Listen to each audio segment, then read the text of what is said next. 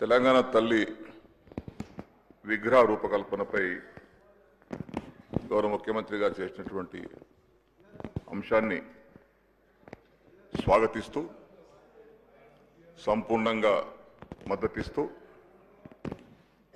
ఇది ఒక మంచి ఆలోచనతో చేపట్టినటువంటి కార్యక్రమం. ప్రభుత్వాలు మారుతుంటాయి, నాయకులు మారుతుంటారు, కానీ ఒక విగ్రహం పైన విగ్రహ రూపకల్పన పైన అనేక అంశాలు అందులో ఇమిడి ఉన్నాయి.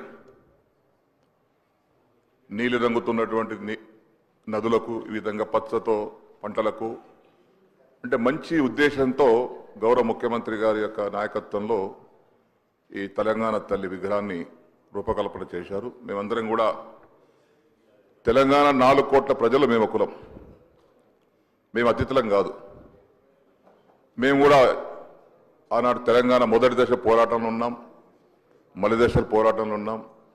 ఇప్పుడు కూడా మీ నాయకత్వంలో ఇక్కడ శాసనసభ్యుడిగా ఉన్నాం. ఈ శాసనసభ ముఖ్యమంత్రి గారి నాయకత్వంలో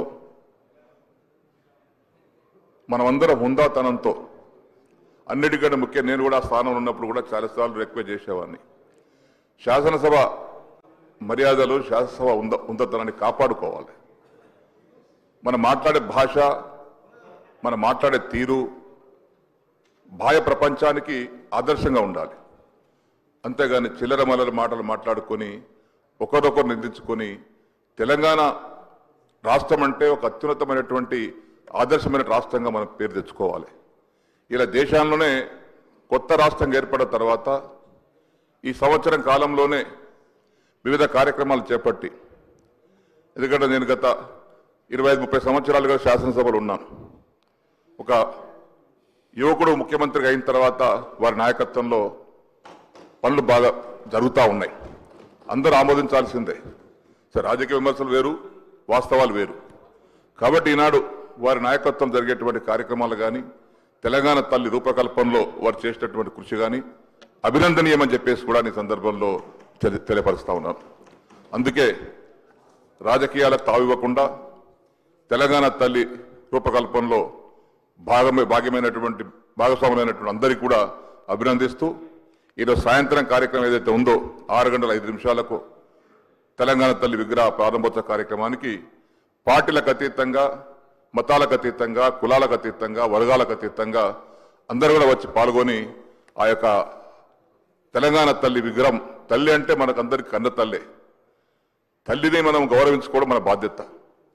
ఏ కడుపు ఏ కొడుకు పుట్టినా బిడ్డ పుట్టినా ఆ తల్లి జన్మిస్తేనే మనం పుట్టాం.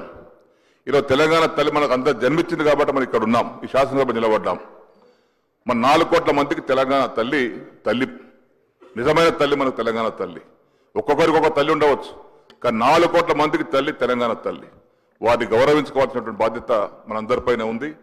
గౌరవ ముఖ్యమంత్రి గారు ప్రవేశపెట్టినటువంటి యొక్క తెలంగాణ తల్లి విగ్రహ రూపకల్పన పైన దాన్ని సంపూర్ణంగా ఆమోదిస్తూ సహృదయంతో స్వాగతిస్తూ వారికి అభినందనలు తెలియపరుచుకుంటూ నేను సెలవు తీసుకుంటున్నాను. అసలైన తొలి వెలుగు. ఫాలో వాట్సాప్ @తొలి వెలుగు official.